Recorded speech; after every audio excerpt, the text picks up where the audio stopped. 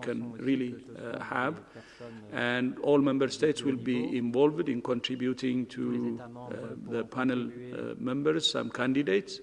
Of course, it will be up to the co-chairs in consultation with me to select the members, and I think that will also hopefully help us in balancing the capacity of the panel itself.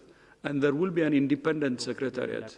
We're not going to use a WHO secretariat for the panel, meaning we will have additional manpower that will work on this, not only the panel, but the independent secretariat too.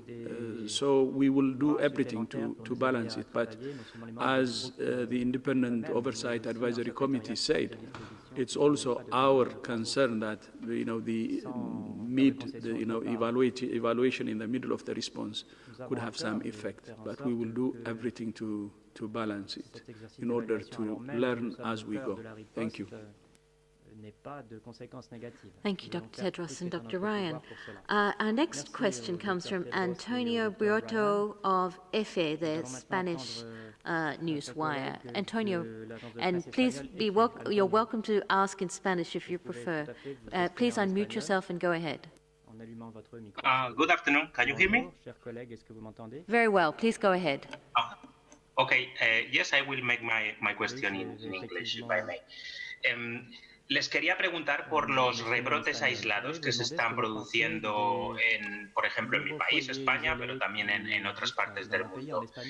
¿Ustedes creen que era algo que podía preverse con los desconfinamientos? ¿Entraba en cierto modo dentro de lo esperado? ¿Y cómo deben actuar los gobiernos en estas circunstancias? ¿Qué medidas deben aplicar para que no se regrese a los confinamientos masivos? Muchas gracias. I think that's a fundamentally important observation, actually, and I think that it was to be expected, and I think we and many other scientists around the world have said that once lockdowns were ended, that there was always the risk that the disease could bounce back, because if the virus is present, it will potentially take all opportunities to transmit. Our advice has been, I think, quite consistent in advising countries, number one, to open up slowly, in a stepwise fashion, to wait between different phases of reopening, to ensure that the data on the virus is clean and clear and tells you where your problems are, to be ready to move backwards or forwards depending on what that data is telling you, and to accept the fact that in our current situation, it is very unlikely that we can eradicate or eliminate this virus. There are very particular environments in which that can occur, island states and other places, but even they risk re-importation, and we've seen countries who've managed to get to zero or almost zero re-import virus from outside. So there's always a risk, either from within or from bringing disease back in. And therefore, it is a given that there is always a risk of further cases. The transmission that occurs in that situation can be single sporadic cases, which can be relatively easily isolated and quarantined. A more worrying pattern is large clusters of cases that could occur in association with super-spreading events, events in which there are large crowds gather, the virus is present, and you get a small explosion of cases, which can very quickly mushroom into a much larger case. It's very analogous to a forest fire. A small fire is hard to see, but it's easy to put out. A large fire is hard to see, or easy to see, but very difficult to put out. So you really need a system where you can detect the small flames, the small embers that may be there. You can detect a small fire and put that out by good surveillance, by good detection, by aggressive testing, and then by isolating cases, quarantining cases. Throughout all of this, and I think this is probably very central message, that when the virus is present, there is a risk of spread. The authorities can have surveillance in place. The authorities need to have that in place, isolation, quarantine, all of those other measures and testing. But ultimately, it comes down to communities and individuals and how we protect ourselves and how we protect others. When the virus is in your community, it is quite clear that there are things you and your community can do to reduce the risk of those infections. And it's very important that people feel empowered, that they have the knowledge to be able to do that. So it requires a very strong partnership, a trusting partnership between communities and authorities, a trusting partnership based on honesty, based on transparency, based on regular information that everybody can trust, and based on a sustained effort by everybody. It is very tough right now. It is very tough for everyone to maintain the kind of vigilance that people are being asked to maintain. It is tough. It's not easy. But we have to be able to sustain that. So if we want to avoid, after lockdown, having major epidemics, we need to watch out for the small clusters, and we need to extinguish those clusters quickly. We all need to remain vigilant. We need to remain vigilant with our physical distancing, with our hygiene, with mask wearing in the appropriate settings.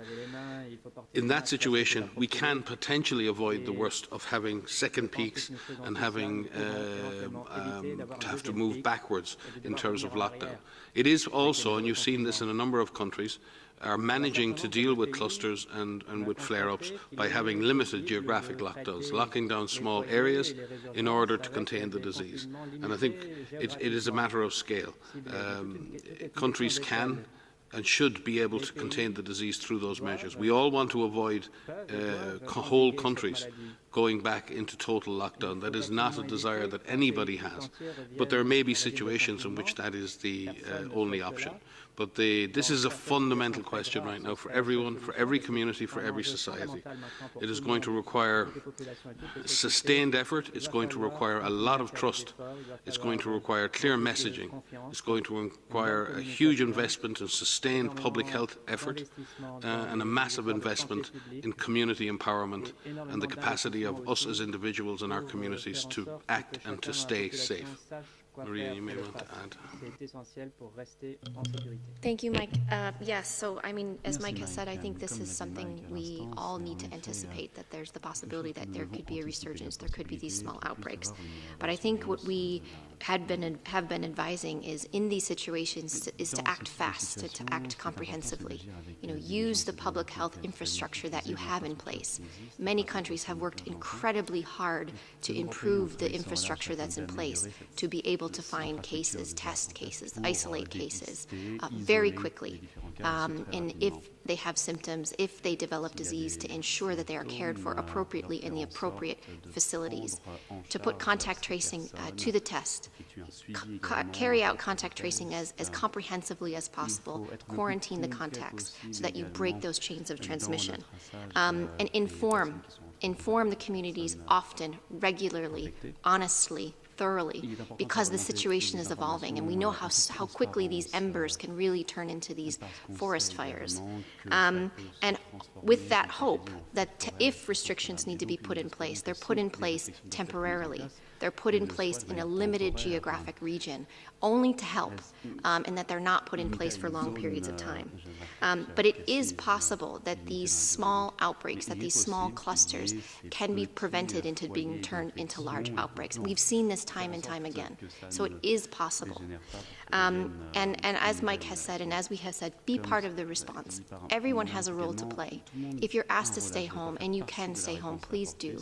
If you're feeling unwell, stay home. Call your healthcare provider to find out, call the hotline, find out the next steps that you need to take. Because everybody needs to play a part in this. And it will take some time while we figure out how to get through this together. But it is to be expected, but we have tools in place. And governments have worked incredibly hard, communities have worked very hard, individuals have worked very hard. We just need to put those tools in use again. Thank you, Dr. Ryan and Dr. Van Kerkhoff. The next question comes from Bin Chen from Shanghai Media Group. Bin, if you wish to speak, ask your question in Chinese, we've got the translation service, so please do. Hi, thank you. I think I will continue to ask my question in English. Thank you for taking my question. So my question is a follow-up regarding the independent panel. We currently know that the panel's two chairs are selected and they could choose other panel members. So I would like to ask how many more panel members will be selected and experts in which areas are the panel and the WHO exactly looking for?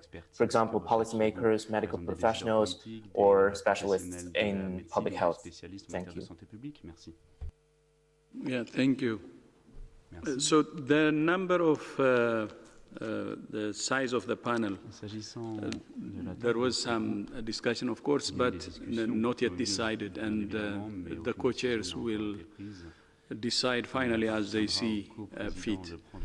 And then the panel members, of course, will be a mix of professionals, and again, this will be up to the co-chairs after developing the terms of reference, based on the terms of reference to select people who would really fit into the terms of reference.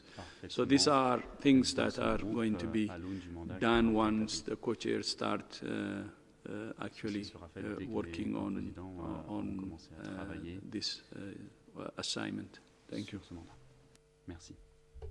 Thank you, Dr. Tedros. The next question comes from Jacqueline Howard from CNN. Jacqueline, please unmute yourself and go ahead.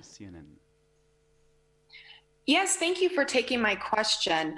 I wanted to ask, we've noticed reports circulating about a pneumonia in Kazakhstan that may be, quote, deadlier than COVID. That's what some of these reports are saying. So I wanted to ask if this is something that WHO is investigating, or can there be any more information shared about whether these reports are accurate, or whether this is something on your radar? Thank you.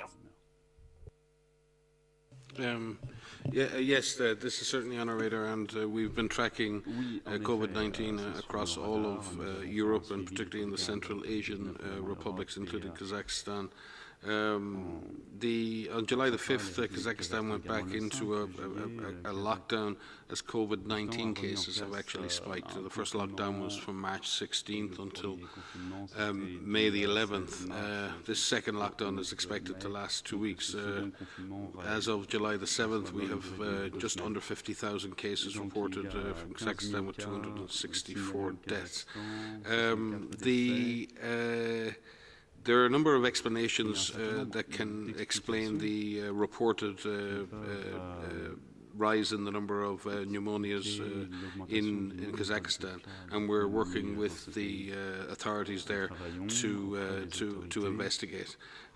More than 10,000 laboratory confirmed cases of COVID-19 have been reported by national authorities over the last 7 days. So there's been a big surge in actual COVID cases itself.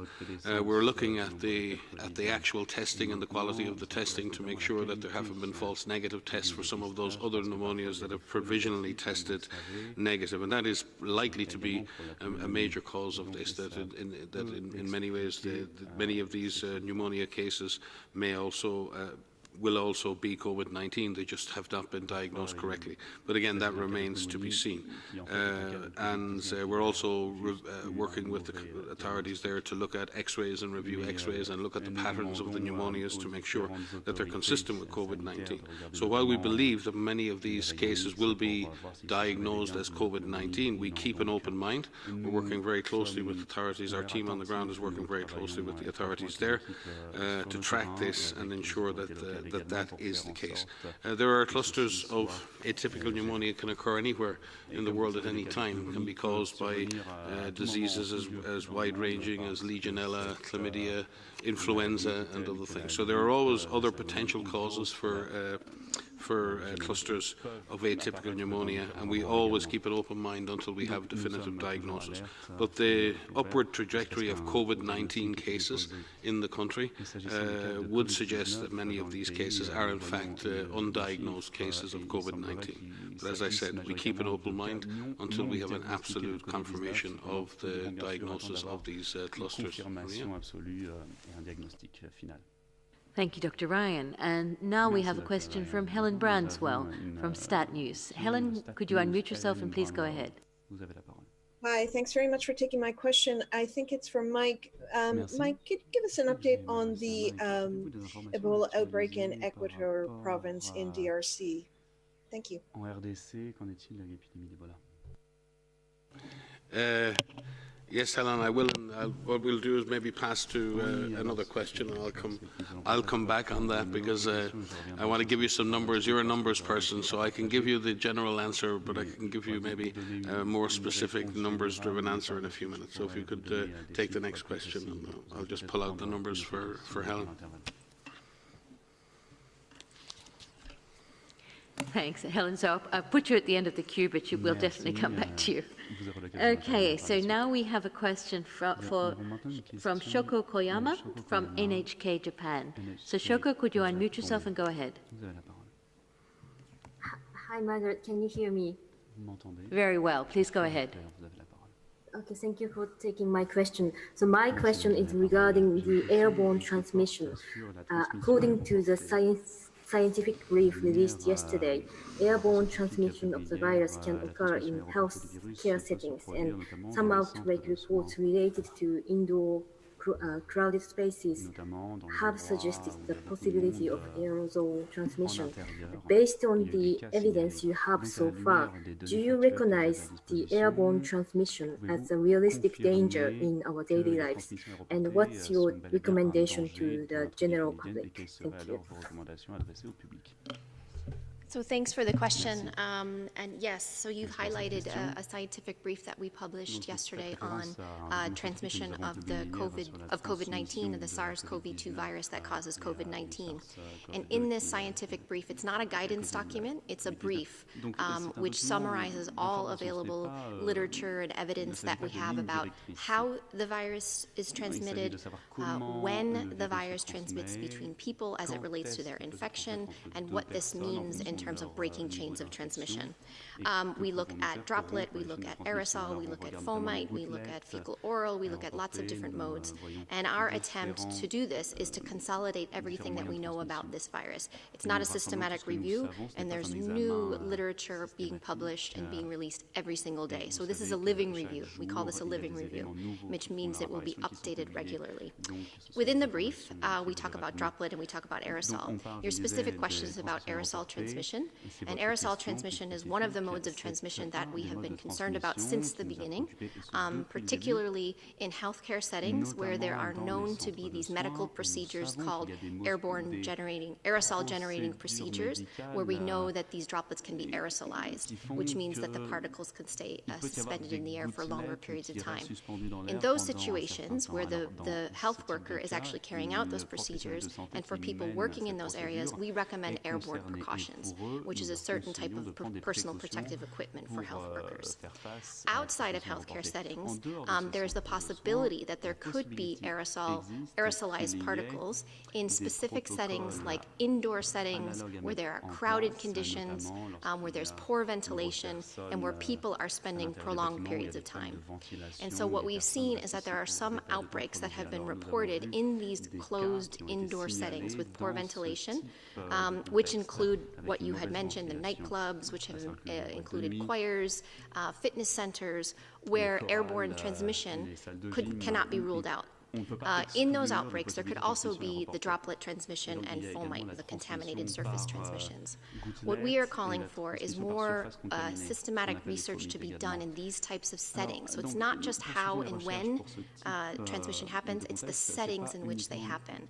So we need a much better understanding of these particular settings and these outbreaks that are happening so that we could better understand how transmission is happening. In terms of everyday life, we recommend a comprehensive set of packages which include physical distancing, which does include hand hygiene and respiratory etiquette, which includes the use of fabric masks when you cannot do physical distancing, and to ensure that when you have these closed settings that you have good ventilation. So it's a combination of packages. But the dominant route of transmission from all of the available evidence and our understanding and working with large groups of different disciplines collectively is droplet in contact, although there may be other modes of transmission which we don't rule out. So we have requested, and we will be, through our R&D blueprint, which we began working on since February, is to accelerate research in this area, to make sure that we have well-conducted studies so that we could better determine the different roles of transmission, different modes of transmission, and so that all of the advice that we give is as up-to-date as possible. Thank you very much, Dr. Van Kerkhove. Now I have a question from Simon Ateba from Today News Africa, who I understand has a burning question about smoking and COVID. Simon, please go ahead. Thank you for taking my question. This is Simon Ateba from Today News Africa in Washington, D.C. My first question is on pregnant women, and it goes to Dr. Maria. I was wondering if WHO knows how this virus affects pregnant women, and if and how it affects their babies. And if you may allow me, I also would like to know how, if there is a correlation between COVID-19 and smoking, and if smoking makes things worse or things better. Thank you. Yes, perhaps I can start with smoking. Good afternoon. We know that if you're a smoker, the likelihood of developing more severe symptoms for COVID are higher. We know that the way you can attract COVID is not yet established, whether there's a combination with smoking at all.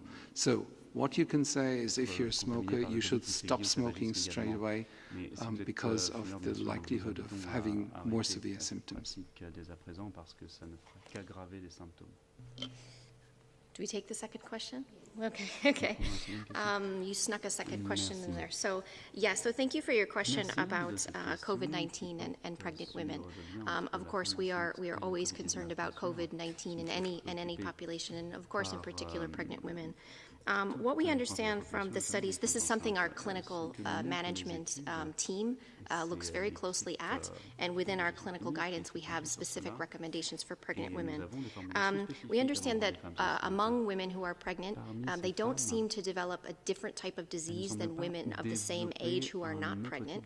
However, there are some studies that have come out recently that have looked at pregnant women with underlying conditions, and if there are women with underlying conditions, they are at a higher risk of developing more severe disease.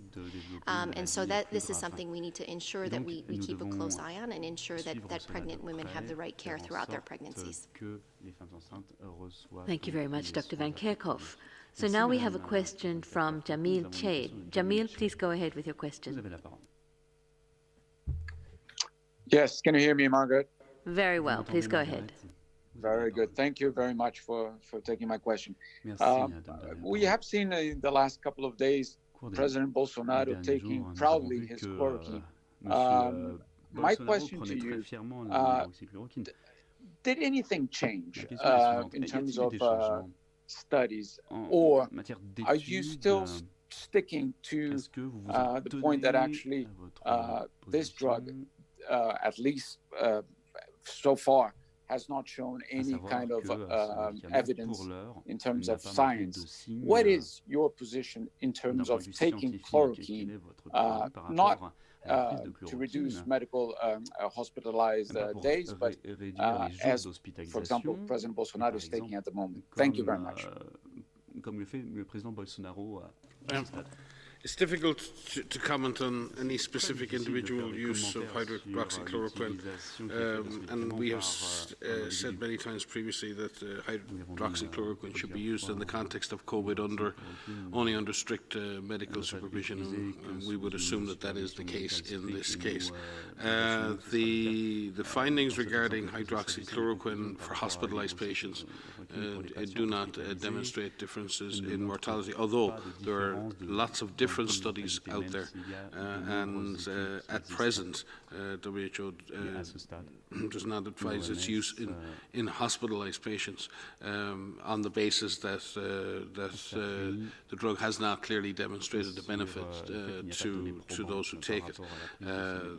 But that is then for individual clinicians to make determinations regarding the use of the drug on an off-label basis.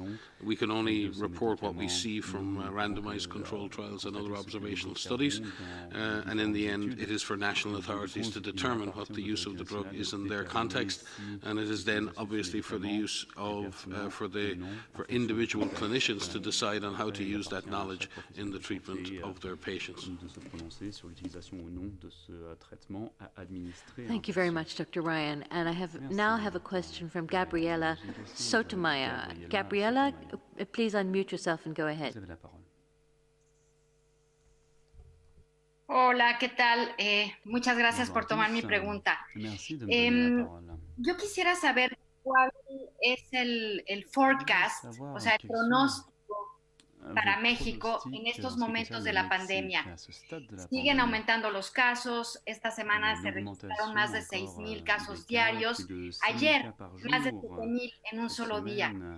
Y preocupa que un gran porcentaje de las muertes no ocurre en los hospitales. Entonces, ¿cuáles son los que enfrenta en estos momentos México? Donc, que savez-vous par rapport à la situation qui prévaut actuellement au Mexique? Merci.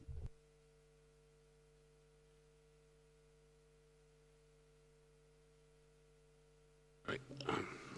I think it's difficult to predict the trajectory of any epidemic in countries at the moment, but certainly Mexico now has, I think, the fifth highest COVID-19 death toll, and has had record-breaking days in the last week, recording nearly 7,000 cases on a single day, with its total cases now surpassing 250,000.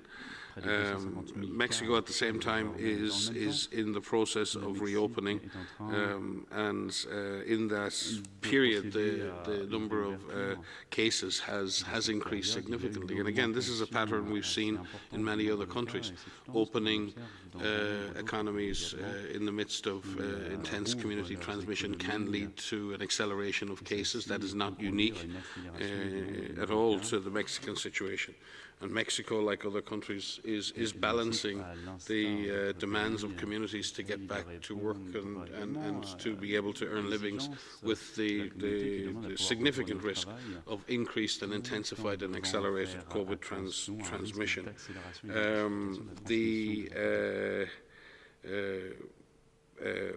So I think from the perspective of Mexico and other countries in this situation may face increase and a continued increase in cases over time, because as I said in previous intervention today, if the virus is present, if the virus is transmitting efficiently at community level, and communities continue to mix and engage in normal activity, and public health surveillance is weak in that situation, and there's not the ability to identify cases quickly, as Maria has said, investigate quickly, if these two things don't work together in concert, and if you reach a point where the number of cases exceeds the capacity of the public health system to chase down the contacts and cases, exceeds the capacity of the health system to cope with the number of severe cases, then we're right back where we started in February and March, with systems effectively failing in the face of the pressure of the number of infected. We need to try and avoid that. And again, the question in a country the size that is Mexico and many other countries like it is to really look at the subnational level, see where the virus is under control and where continued reopening can continue, to understand where your hotspots are and where you may have to slow down or reverse parts of that reopening, intensify public health surveillance, intensify communications with communities. And again, it comes down to a certain extent to trust. There must be consistent, clear messaging on risk from authorities, from leaders and others. We must be honest with our communities about the spread of the disease in our communities. We must communicate that risk appropriately, and we must give people the information they need to maintain proper social distance, to engage in proper personal hygiene, to wear masks where appropriate, and we must support our communities in doing that and consistently message that in an appropriate way.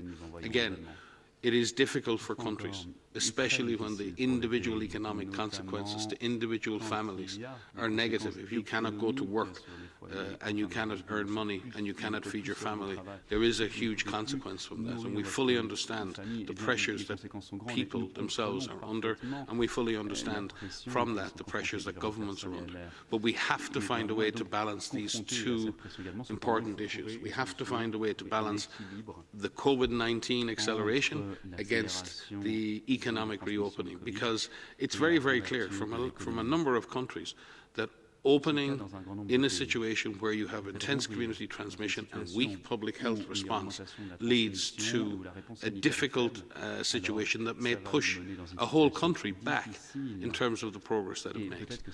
And that is not inconsequential.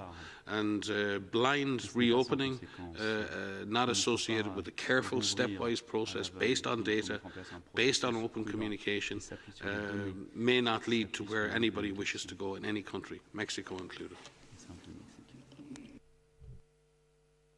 Thank you, Dr. Ryan. The next question is on COVID and smoking. This one comes from Jim Roop. Jim, from Westwood One Radio News. Jim, please go ahead. Oh, hi. Thank you very much. As I look at this question, though, that I typed to you, that I was happy if you would just pass it along yourself. That would have been fine, but I appreciate this. I realize this is one of those stupid questions because I think the answer is obvious, but I'll ask it anyway. The question was with COVID-19 and smoking. Her Royal Highness said that people who smoke are more likely to contract the virus and also more likely to spread it. So my question was, what's the spreading aspect of it? Is it because the virus can linger in smoke? Is it because of the exhale factor? Is it because when you smoke you don't wear a mask? And I realize it's probably all of the above. But if I'm wrong, you can answer it. If not, then I guess Dr. Mike, you can answer the Ebola and the DRG question. Vous pourrez répondre à cela en plus de la question sur I can take that. Yeah, as I said, it leads to more severe disease. Comme je l'ai dit, and that ça is conduit à une the main aggravation cause. de la And that's why at the moment we know that 680 million people want to quit smoking. And we know that 400 million, that's our latest estimate, will try to stop smoking. And that's the good news. And with today's initiative, we hope that we will be successful in really helping 20 million to succeed in this. So that's actually the final estimates that we have. Voici pour nos estimations.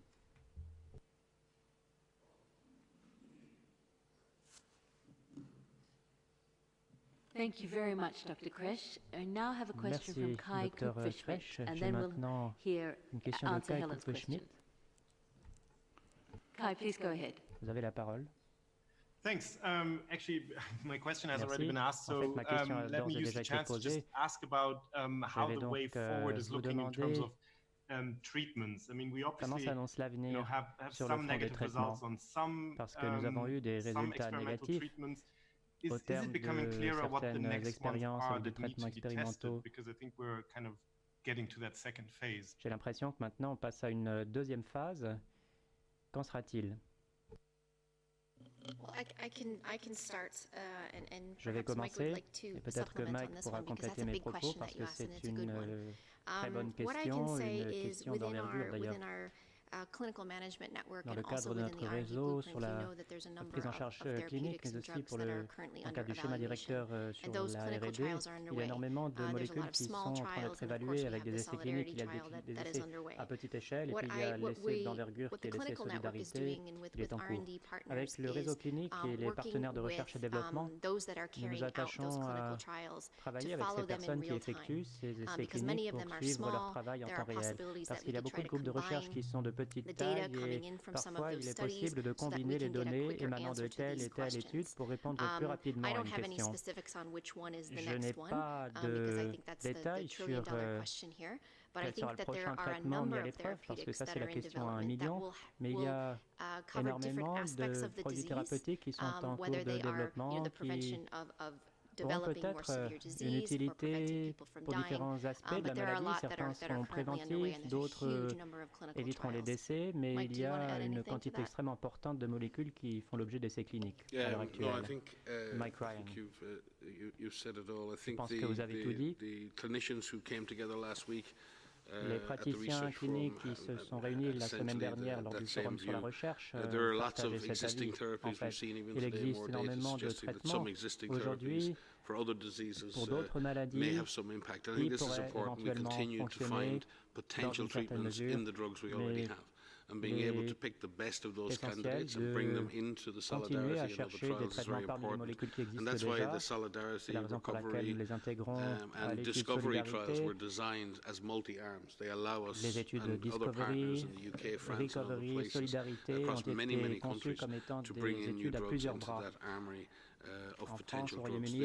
The bigger question is new molecules and new drugs that are being discovered, because they obviously have a much longer pathway to be used in humans. The advantage we have with existing drugs is that many of them have strong safety profiles and are already approved for use in other diseases, and they can be relatively easily introduced into randomized control trials against COVID, because we already have a strong clinical and safety profile for those drugs.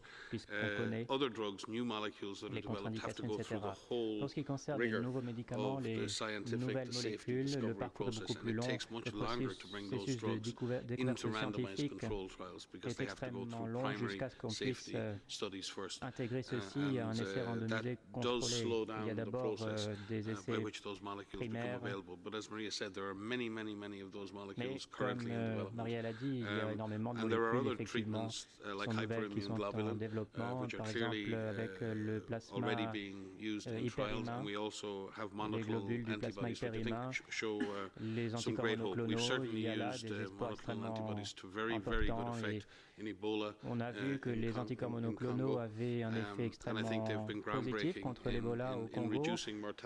Ça a d'ailleurs été une très grande percée pour réduire la létalité. We manage Ebola as a disease in the field. So I do think there are some potential platforms, types of drugs out there that may result in a much faster cycle to get those diseases to all people who need them.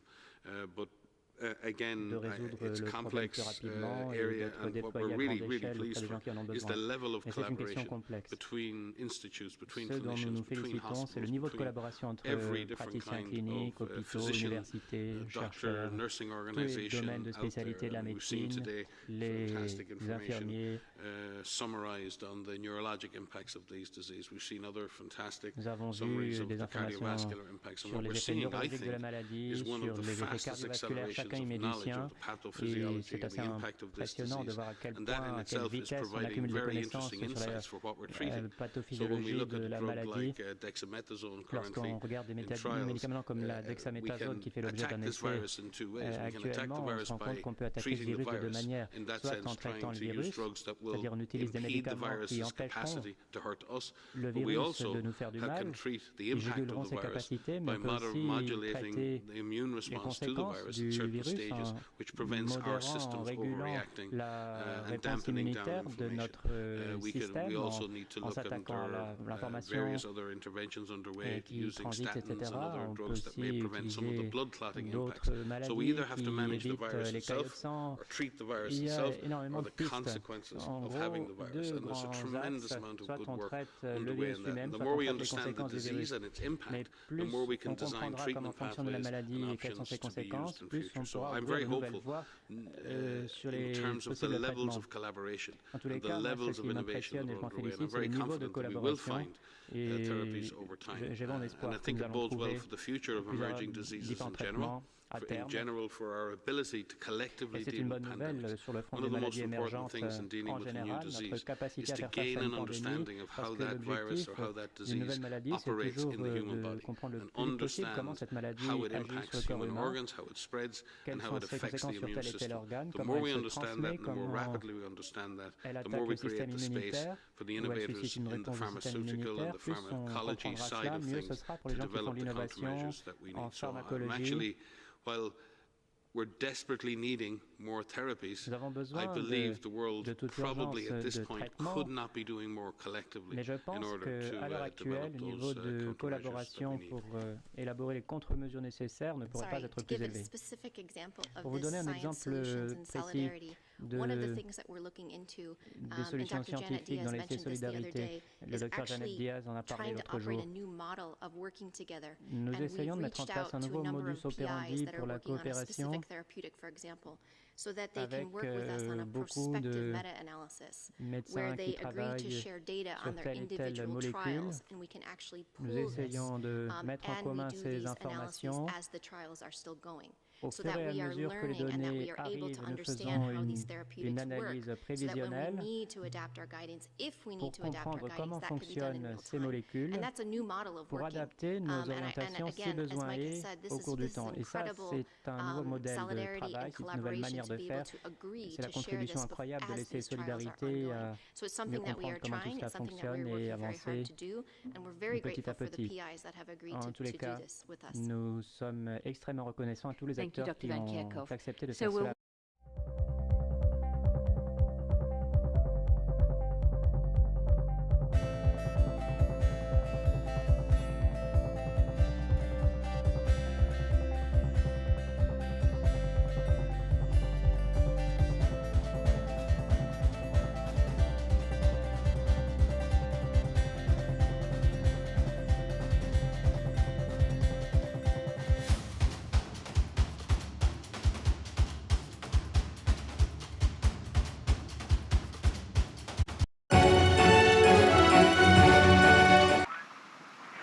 All right, we're going to take you to Florida now, where President Trump is receiving a briefing on drug trafficking. Let's take a listen.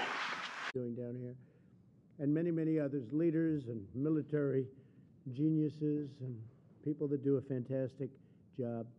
In just 12 weeks, Southcom's surge operation conducted with key regional partners has resulted in more than 1,000 arrests and the interdiction of